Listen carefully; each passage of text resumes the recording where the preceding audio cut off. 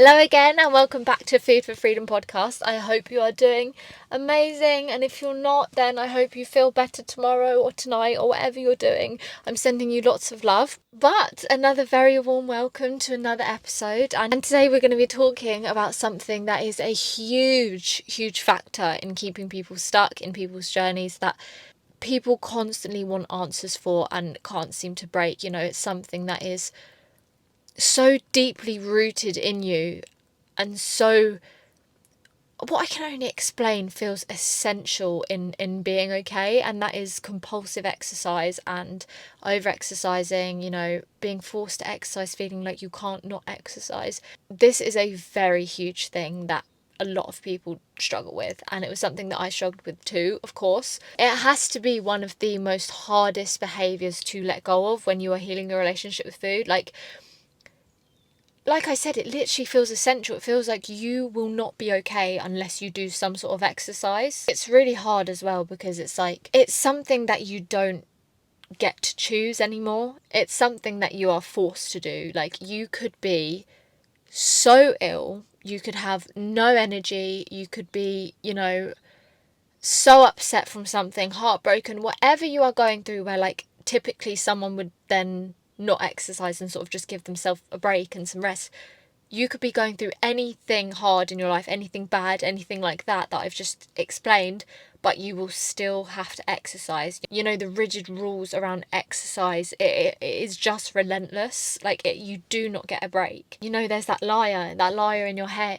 There's that liar, that voice in your head that says to you, no, you have to go today. You can't skip exercise today. Maybe you can't do that, but fine, you have to go do this. You have to go do that amount of steps. And, it was things like you could be doing an insane amount of steps every day, but because you've only just done steps, it's not enough.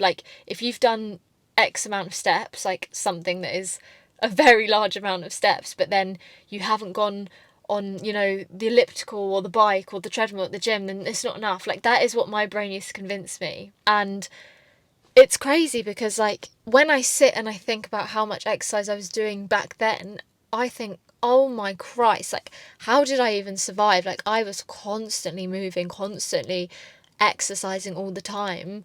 But at the time, my brain made me convinced that I wasn't moving. I was lazy. I wasn't doing enough. It was, no matter how much exercise you done, it was never enough. The voice in my head, the liar in my head, was never satisfied with the amount of exercise I would do. Never ever satisfied. I could do so many things in one day and it still wouldn't be enough. But the scariest thing about it though is I would convince myself that I loved it. I would convince myself that it was something that I enjoy. I would tell people I enjoy it, and it's it was literally me gaslighting myself because it was something that I had to do. I felt like I had to do it. But I'll tell you what, there is hope though, because exercise has always been a big part of my life, but it's such a shame that I went through a stage where it felt like I had to do it, and that was that. But now I have that relationship with exercise where it's I do it when I want to, however I feel and what I want. So there's no strict, rigid rules of how many times I have to exercise a week, how many times I have to do this amount a week.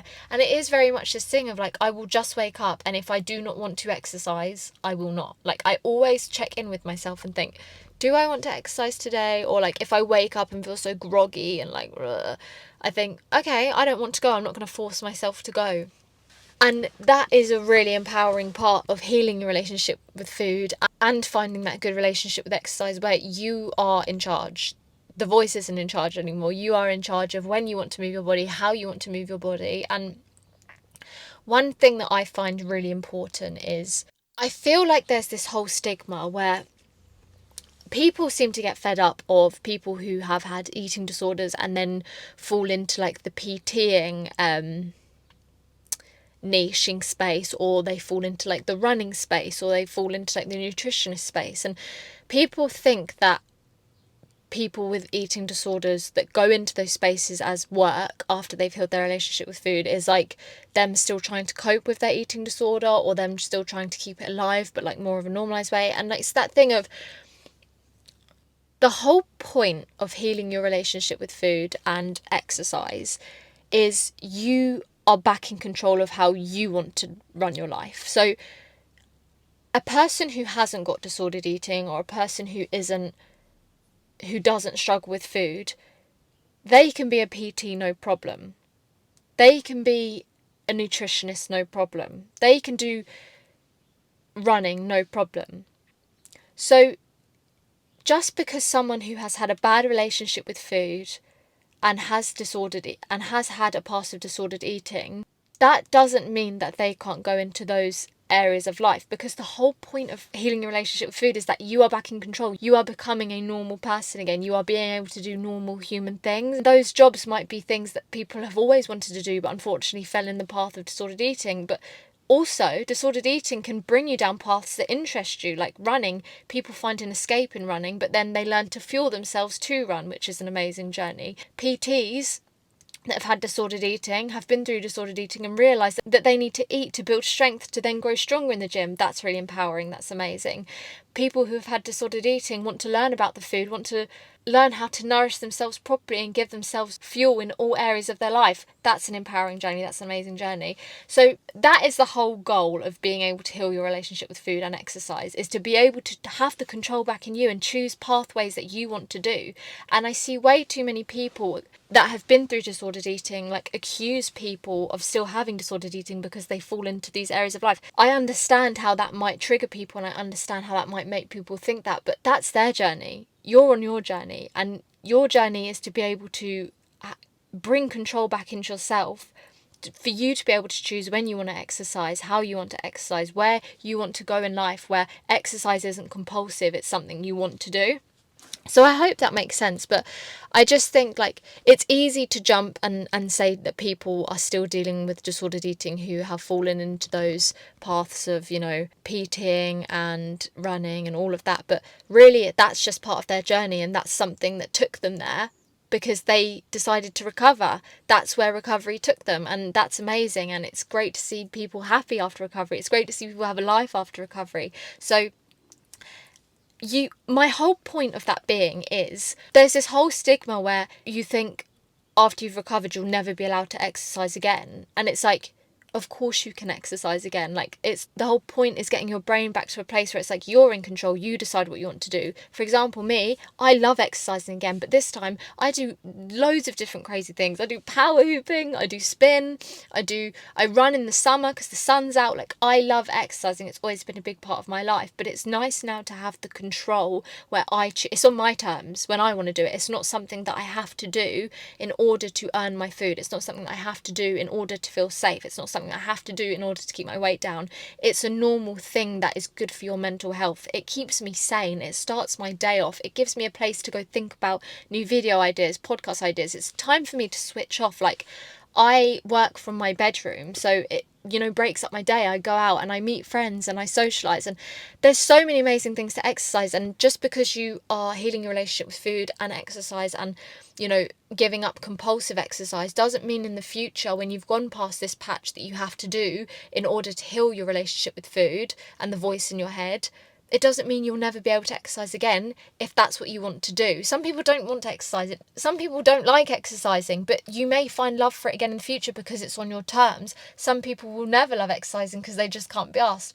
That is so fine as well. You'll realise when the control is in your hands, it's not something that you have to do in order to be okay and survive. You'll find fun in different ways, like maybe going for a walk and a coffee. You'll find fun in doing other types of movement. It doesn't always have to be this hard, strenuous exercise. What I'm saying is I wanted to start off with some hope of that thing of like, you will get to a point after you've gone through this period of, you know, healing your relationship with exercise where you do have to step away from it. You will get to a point where you are in control of what exercise you do. It's on your terms. You know, life after recovery can include exercise, but it's exercise that you love, exercise you want to do, exercise for all of the right reasons that aren't shrinking your body, exercise that's fueled by lots of yummy food. Like, it almost does like a whole 360, and it's easy to be triggered by people who have had an eating disorder that then go into those areas of work that I was telling you about. But I'm trying to open your eyes in the fact that if they've gone through healing and healing their relationship with food, and they're in a place that's comfortable with food and they don't fight with food anymore,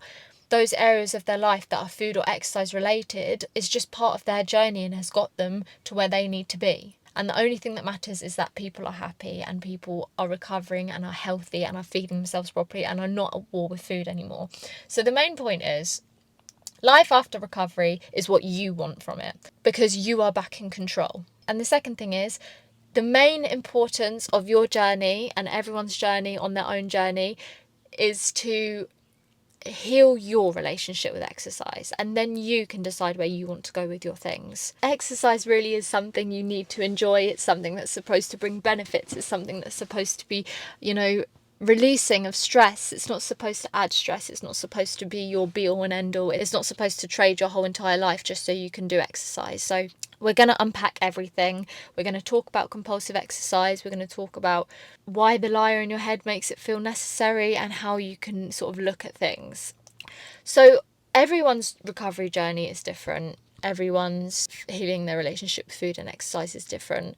Compulsive exercise is really another, tool that the voice and the lie in your head uses in order to control you, in order to keep you feeling safe, in order to keep you feeling disciplined, in order to keep you controlled under the grips of the voice. I'm not in a position where I'm allowed to give you medical advice or advice on what you should be doing during your recovery journey in regards to exercise and what you should be doing, but it's one of those things where it's a behaviour. It's a tool that the voice is using, and in order to stop the tool being used, you have to stop using it as a tool. So, everyone talks about going cold turkey for exercise, and it is something that needs to be done in order to starve the voice and starve the liar in your head of the tools that it keeps using to keep you controlled. So instead of me telling you what you should be doing, I'm just going to talk about, my experience, why it's bad, and I'm going to help you open up your eyes as to why we shouldn't be using compulsive exercise and be torturing ourselves, basically. The goal isn't to become someone who never moves their body, the goal is to be someone that isn't controlled by a voice that tells them they have to move their body, and someone that isn't controlled by movement and, has to use it as a transaction for food. That's the goal. So something I want to be really clear about as we go into this episode is I'm not going to give you, a rule of what you should be doing in healing relationship, food and recovery in regards to exercise. Recovery with everything is not something that you can hand someone and say, this is the rule, here you go, you do it, because I'm not in a position where I'm allowed to give you the rule. But something that you need to be really curious about, I think, is asking yourself why you're exercising, being really honest with yourself about why you are exercising. I really my biggest goal is to help you look at your relationship with exercise honestly and have you start putting yourself first, because trust me, there is a huge difference between moving your body because you genuinely want to and moving your body because you feel like you have to, or things are going to go bad if you don't. So instead of focusing on me going to give you the answer of shall I be exercising or not, just focus on listening to who is asking me to exercise and what are the reasons they're asking me to exercise, and you already have the answer within you. I feel like you know what you need to do. We all do, but I'm going to help give you some keys to unlock what you have already in you, because like I said, I'm not in a position where I can just give you an answer and then you go off and take that answer, and I don't have the right to do that. So I'm going to give you a key. I'm going to help you unlock what you already have in you, and just open your eyes a little bit as to who is asking you to exercise and why are they asking you to exercise, and help you make the decision to love yourself enough to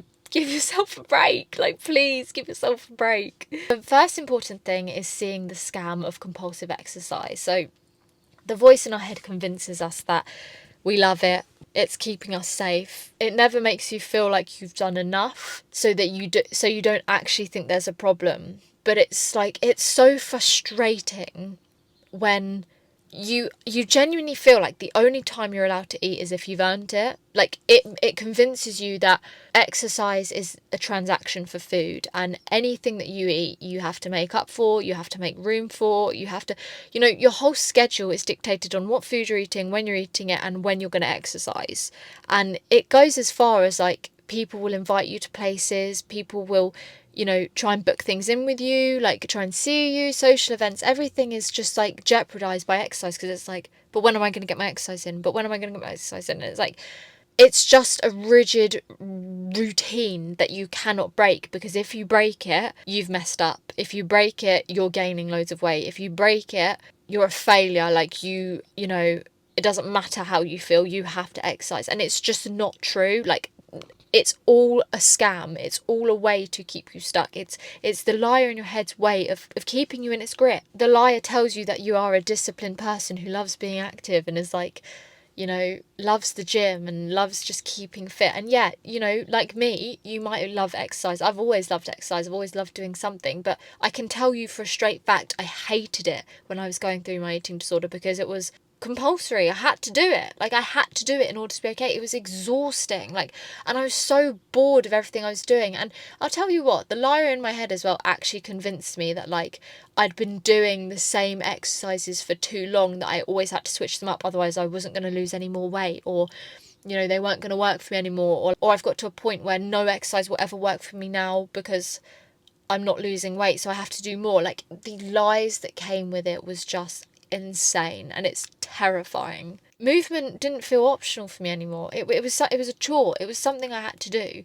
The thing is, like, if I didn't move my body and I didn't hit certain numbers and I didn't, you know, if everything wasn't perfect, I'd failed. I'd have to try again harder tomorrow. And it's like, I was being held hostage. I was actually being held hostage. But the thing that you have to realise is the voice that is keeping you hostage and telling you how much you need to exercise and how much you need to move is the exact same voice that is telling you how much you're allowed to eat, what things you're not allowed to eat, how many calories you have to have. You know, that voice that constantly tells you about the food, yeah, it's the same exact voice that tells you how much you need to exercise. It's the same voice keeping you in the constant state of being trapped, exhausted, miserable. It's all the same entity. It's not you, it's all the same voice.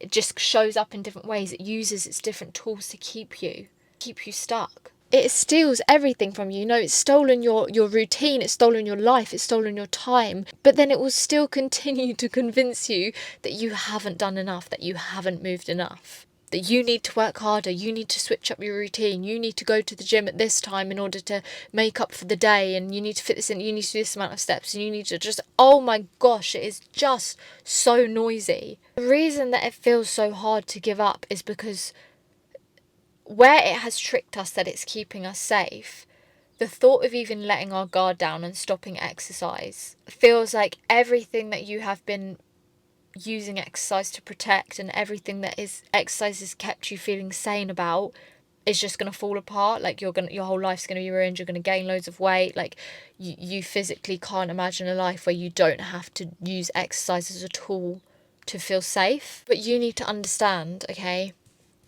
you are safe exactly where you are.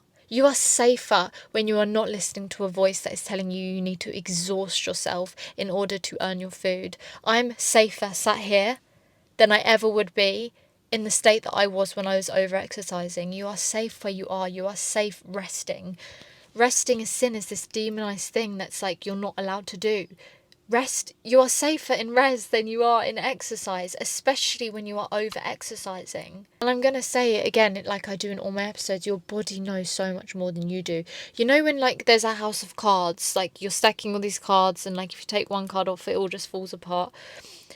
That is not your body. If you just take, you know, one day of rest, this structure that's being held up by this fake voice and liar isn't just going to all collapse. Like, everything isn't going to go out of control just because you've decided to rest, just because you've decided to take a step back from compulsive exercise and listen to what you actually want. You're not going to fall apart. The voice will make you believe that you're going to fall apart, but you don't.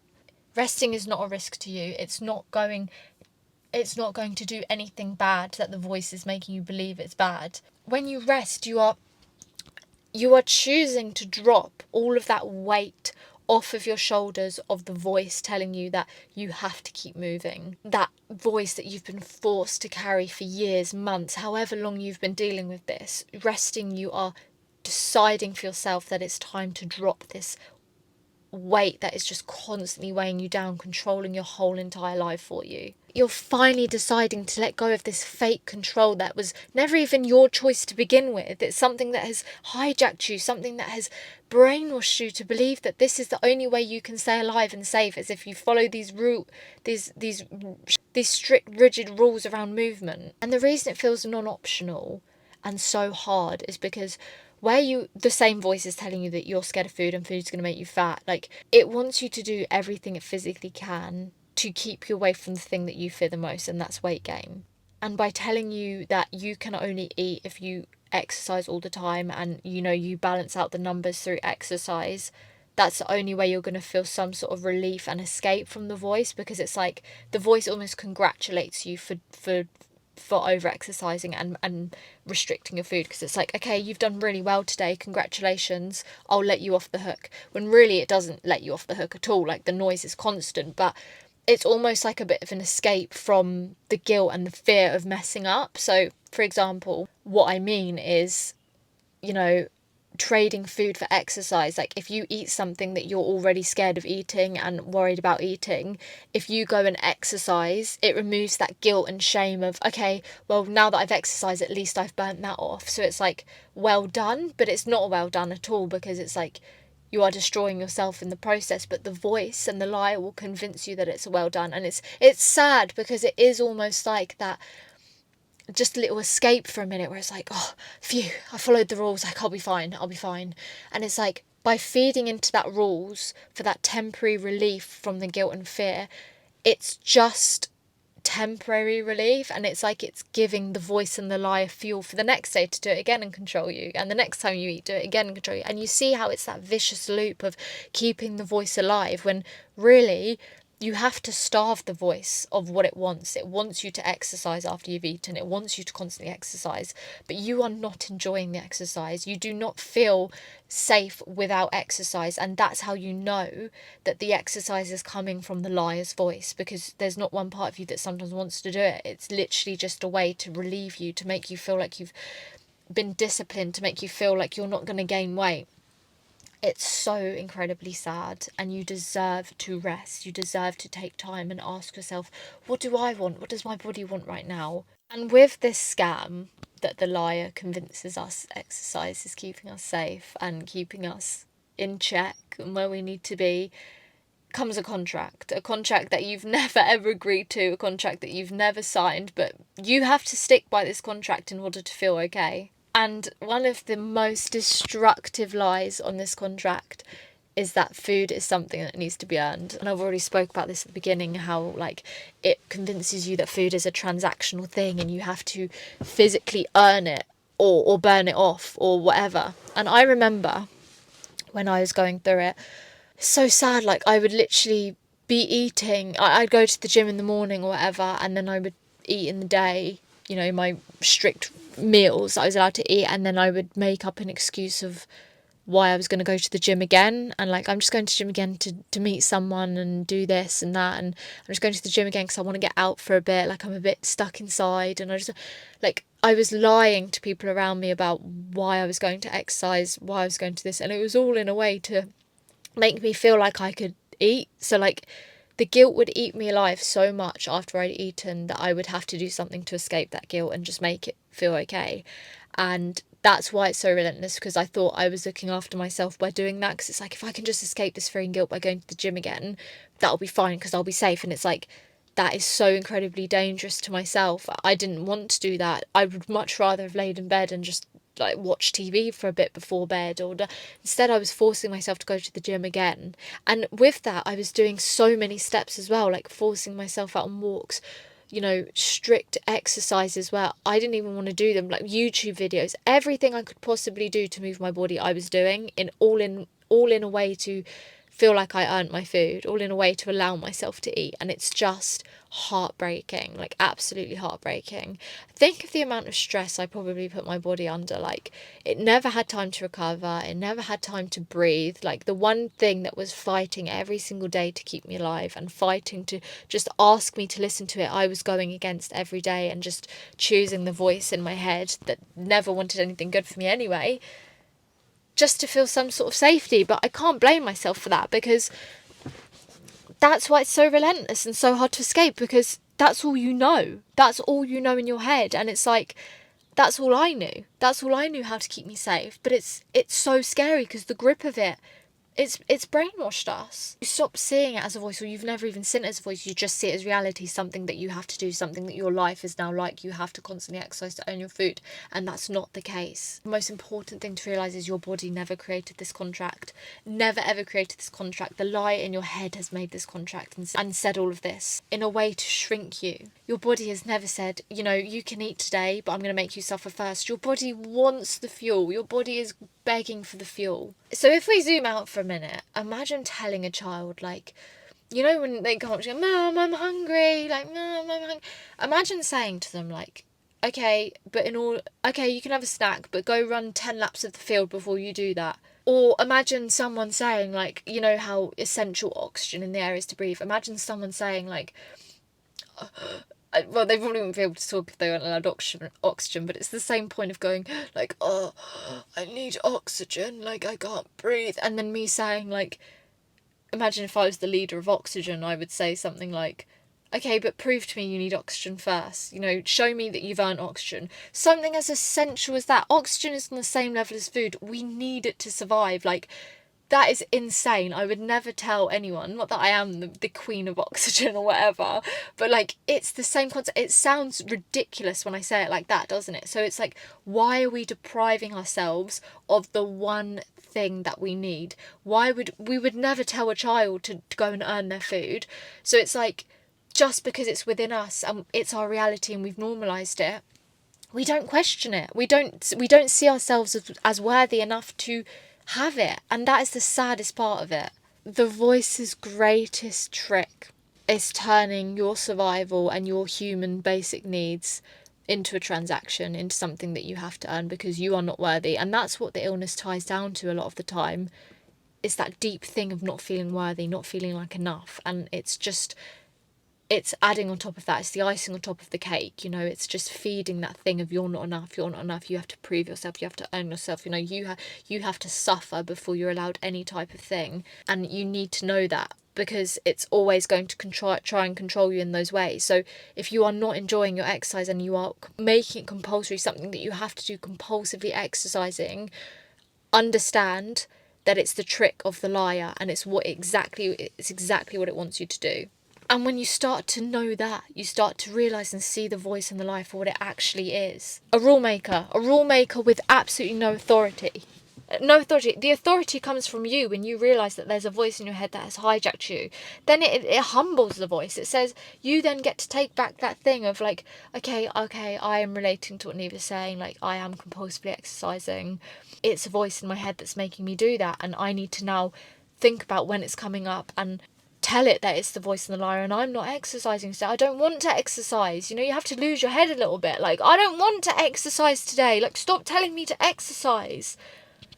And I know it's not that easy. I know that. But it is something that you just have to try, because you want rest. You want nothing more than rest. I wanted nothing more than rest. I just wanted to lie down and not feel guilty for it. Like, it's so frustrating. That's all I wanted. So it's the same with eating fear foods. It's the same thing. In order to see through the fear, you have to see through it and go through it. You have to rest, and you have to be okay with rest. And you have to show your brain that you are allowed to eat, and you're not going to burn it off after with exercise. Because it's the same thing that I've spoke to you about in other episodes of, if you are exercising after you eat, you are creating a pathway in your brain to say that food is scary. It's associating eating with exercising, something that you have to do in order to be okay around eating food. So when you don't do that, it's going to panic, it's going to feel uncomfortable, it's going to send out signals that you are going to gain so much weight.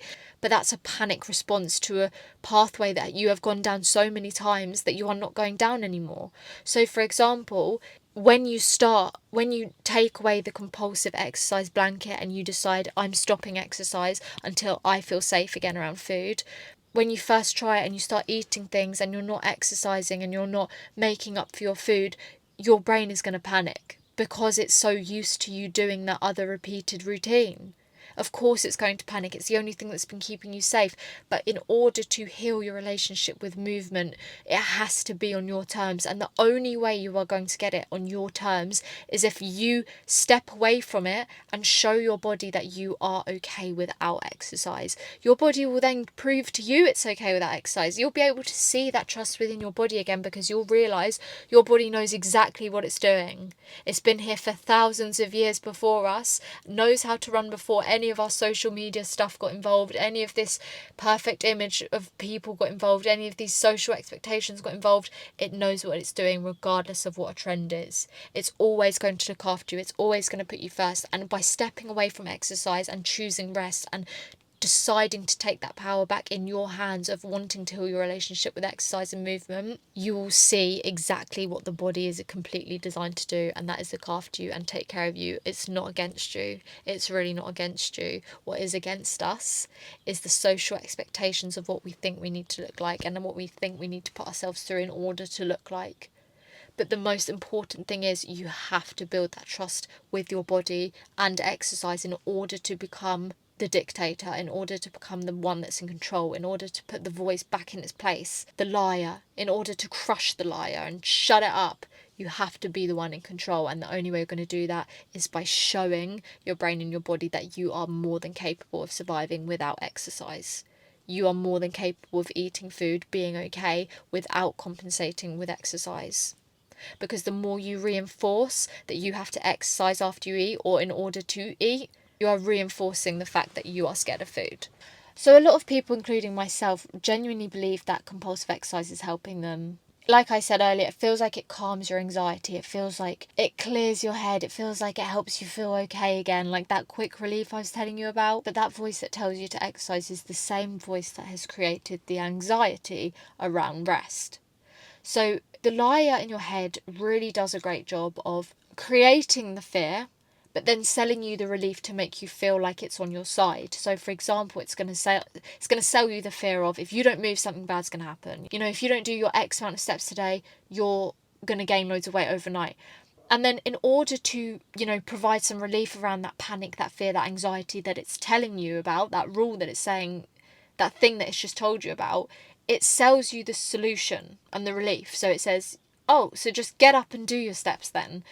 Go and do this workout to make up for that. Go and do this to make up for that. It's providing you the relief to make you feel like it's on your side from the problem that it's created. It wants you to prove you're still in control. So by doing that and listening to it and obeying it, it's proving that you're in control, and then it gives you that discipline of, hey, okay, you listened to me, well done. And when you obey, the anxiety of that problem temporarily disappears. So then your brain interprets that as proof that the exercise worked. But the truth of that is actually quite disturbing, and it's the fact that the calm you are feeling from that and the relief you are feeling from that is not peace. It's not peace. It's relief from obeying a threat. So you've managed to protect yourself from that threat that wasn't even true in the first place. And this is why rest can feel so terrifying, because your brain has associated so much risk with rest. That's why it tells you to constantly keep moving. That's why it creates that threat. So you move, so then you obey the voice. So when you do start resting and you start panicking, that can feel like proof that rest is bad. Rest is something that you shouldn't be doing. But when that panic comes up, you need to know that that's not a warning of you're doing something wrong. It's simply you breaking a pattern in the brain. It's simply you breaking a rule that it has brainwashed you to believe. Anxiety and panic does not always mean that something is wrong, that you are doing something wrong. It can just be the response that your brain makes after you disobeying the voice, after you disobeying the liar. But when you realise that nothing bad happens from resting after the panic, that's when it can create a new pathway in your brain to realise, okay, there is nothing wrong with rest. And I know that thought of, I'm going to gain so much weight still comes up. Of course it does. But that is the whole thing that your fear is built around. So it's going to send you that in a panic to keep you stuck. But like I said, this is all about you regaining that trust with your body. It's all about you reclaiming the power over movement and exercise. And the only way to do that is to stop using exercise as a tool to earn your food. I spoke to you about the discipline side of exercise and how it makes you feel so disciplined and on track, and you feel safe when you do it. But compulsive exercise likes to hide behind words that it feels are admirable, you know, words that feel valued. You know, when we exercise and do exercise, we feel commitment, we have control, we feel dedicated, you know, we're so locked in. And, you know, on the outside world, these behaviours, of course, can look impressive. It looks like, oh, you love the gym, like, oh, I wish I was as disciplined as you, and blah, blah, blah. And no one knows the inner battle that you are dealing with. And it's like, oh, I would tell you what, I'd love to be anywhere but the gym, but I have a brain that tells me I have to be, so you have no idea. But of course you can't say that because you don't want to talk about it. You feel like it's normal, you feel like you have to be doing this stuff. But the real discipline isn't by how much you should be forcing yourself to do this exercise and how much you can turn up and do the exercise to keep the voice happy. It should be about how much you can say no to the lying voice in your head that's telling you this is necessary. That is the discipline that you now need to be aware of. It's like the voice is going to constantly tell you that you need to be disciplined in order to be safe and keep the weight off and get your smaller self. But you now need to say, okay, hang on, lying voice. The real discipline is in how much I actually fucking ignore you, how much you're lying to me, how much I can stand up to you and say, I'm not moving my body today because I actually don't enjoy this exercise. I need a break from this exercise because I am reclaiming the trust back with my body. I want to be a person that can move their body when they feel like it because they want to, not someone where I have to do it. And you have to have those conversations with the voice in your head because it's like, you then get to choose the rest. You've made your decision, you're going to rest, you then rest. And you show that voice that you are fine. As uncomfortable as it is, you have to prove to the voice wrong. You have to prove, I can sit, I can choose rest, and I will be okay. It's going to be uncomfortable. This is the only way I can break free from the voice, is by being disciplined enough to say no to the voice. To say, no, I know you're making me do this because it's routine now. It's something that you've convinced me I need to do in order to keep weight off. And it's like, I want to build that trust with myself again. I want to be free. I want to be someone who can exercise and do things they want to do because they actually find it fun. I want to be able to say no if I don't want to do it.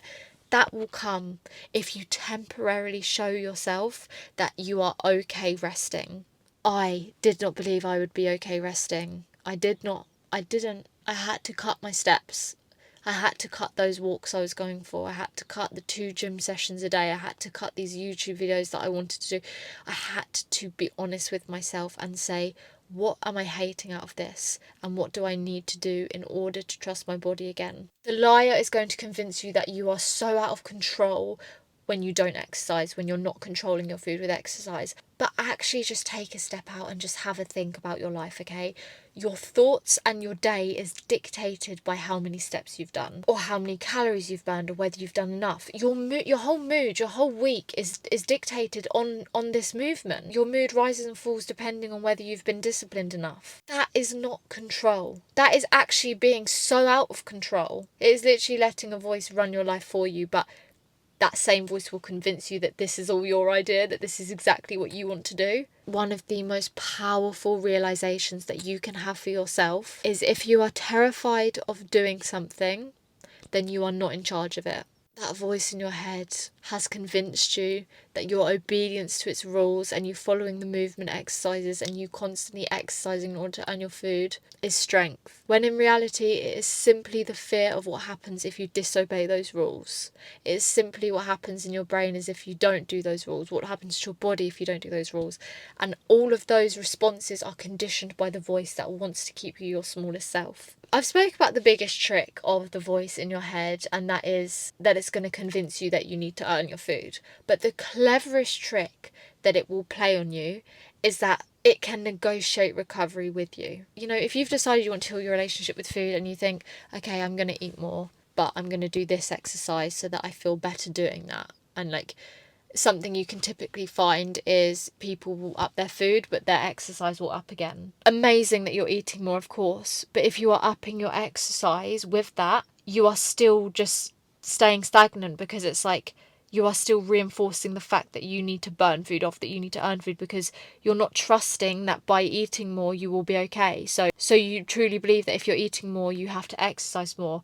And it's like, yeah, but I'm eating more. Yeah, but you're still compensating with exercise. So you're still feeding your brain that food is something to be scared of, that food is something you have to earn. And there's so many different ways that the voice will constantly try and negotiate with you, saying like, yeah, like, okay, you can recover, but you have to still do this, you have to still do that. Or it will make you bring out questions like, okay, how do I recover but still not gain weight and exercise? Or what exercise should I be doing when I recover? And how do I stop compulsive exercising but still keep the weight off? And on the surface, like, these can sound like reasonable questions, like you're curious, like you just want to get better, like you physically don't know the answers, and I don't blame you for that. No one does. I had the exact same questions. But if you really listen closely to those questions, who is asking them? Because it's not you. It's the liar in your voice. It's trying to negotiate the T's and C's of the contract. The liar is essentially saying, okay, you can recover, but only if your body doesn't change. You can heal, but only if you stay in control. And that's where you need to be careful, because the voice isn't trying to stop recovery when you go into it. It's just finding a new way to keep its power intact, because it's felt that you've got this power where you're choosing recovery and you're eating more and you're wanting to change. So it's panicking and it's trying to find new ways to make you feel like it's going to help you recover, when really it's just wiggling its way back in to try and find a new way to control you, because it knows that real recovery is threatening the rules that your whole life is built around. So it tries to wiggle in and keep you in a middle ground, stuck when nothing truly actually changes. And the moment that you see this, you'll realise that those questions you're asking and those questions that you want the answers to, of how much should I be exercising, should I be like, can you talk about compulsive exercising, you realise that's not you asking that. It's that part of you that is the lying voice that still wants you to stay small, that still wants you to not gain weight, that still doesn't want you to leave its sight. I say it time and time again, the moment that you decide to separate yourself from that lying voice, you create the space and the possibility that your whole life doesn't have to be run around obeying a lying voice. If there is one thing that I want you to take away from this episode, is at some point you actually have to ask yourself what life you want to live. Because compulsive exercise, it doesn't just take an hour at the gym. It doesn't. It takes ownership of your whole entire days, your week. Everything is scheduled around how much you can exercise and move and keep, walking around and standing up and doing steps around your room. Like, that's what I used to do. I literally used to pace around the room. Like, oh, it brings up so much, like, dread in me, because I just think about the fact, like, I'd look at my watch and I think, oh my god, I need to get up and just walk around my room. Like, ridiculous things that I thought was so normal. It's just like, it really isn't. It decides when you can relax. It decides when you get to be free, which is never when you're in ownership of that voice. And honestly, life is way too big and fun, and so many things are out there that are so much better than you listening to a voice that constantly asks you to prove your worth, to constantly tell you you're not enough, to constantly keep you on your toes all the time, obeying it all the time when it wants nothing but misery for you. The people who are truly free around exercise and movements are not the ones who never miss a workout or have to constantly keep exercising. They're the ones that wake up and they don't question their value. Their day, their life, their decisions are not based on how much they've moved their body that day or that week. They can go for a walk because the weather's lovely, or skip it if they don't feel like it or if it's raining. They can spend their evening with people they love, or doing absolutely nothing at all, or just sitting on their arse and laying in the morning. And absolutely none of those decisions threaten who they are as a person and how worthy they are as a person. That is real freedom, because you realise you don't have to keep living in a world under a voice that never ever wants life bigger for you. So next time that voice tells you you have to go and you have to exercise, you have to remember that you were not put on this planet to earn your right to live, to earn your right to eat. Your life is meant to be lived and not constantly earned. And every time that you choose you and your life over that voice, you are taking a step closer to becoming finally free. I can probably assure you that no one gets to the end of their life wishing they obeyed the rules for longer. I personally do not wish I obeyed them. I wish I knew everything that I knew now when I was going through it, because I'd be like, okay, I now know all the source as to how to stop the voice. I just need to do it. But I didn't know any of it, and that is why I am so strong about sharing everything that I've learned with you and helping you understand it in a way that makes you feel empowered. Because my God, like, I remember I would literally eat and just the exercise, like the earning the food. I remember I just had had enough and I ran inside and I messaged Beat, Beat Eating Disorder Charity online live chat. And I just said, I just don't know what to do. Don't know what to do. I can't keep doing this. Like, I'm so sick of it, because I would eat, and I'd be convinced I've overeaten, and I'd go in compulsive exercise to just try and balance it out. And it's just like, I feel that old Neve in myself, and I just want to give her a massive squeeze, and I want to sit her down next to me in the chair next to me, passenger princess, and say, look, my darling, you are going to be okay. This is what we need to do. This is what's happening. Let's do it together. And that's exactly why I'm talking to you through this now, because like, I'm sharing everything that I wish I would have known. Because I'm not lying. I'm sharing what works, and I'm sharing the way that you have to think around these things, because it's the only way you're going to get your power back in something that feels so helpless and so impossible. It gives you some light and some hope to think and get your power back, because I need to explain to you that it is a liar. It's lying to you so much. You are so amazing underneath that liar. You're so amazing now, but like, it's holding you back from so much. Like I said, I can't tell you what to do around compulsive exercise, but you know what you need to do. And you're not going to find your freest self if you keep doing the compulsive exercise and you keep making it a thing that you have to do. Ask yourself, if the voice disappeared tomorrow, what kind of life would I want to live? What would my day look like? How would I be exercising? Would exercise be on my terms? Would I be exercising at all? And it's like, think of what you actually want, because we never get a chance to think for ourselves. We never get a chance to hear what we actually want when there's a voice ruining our lives for us.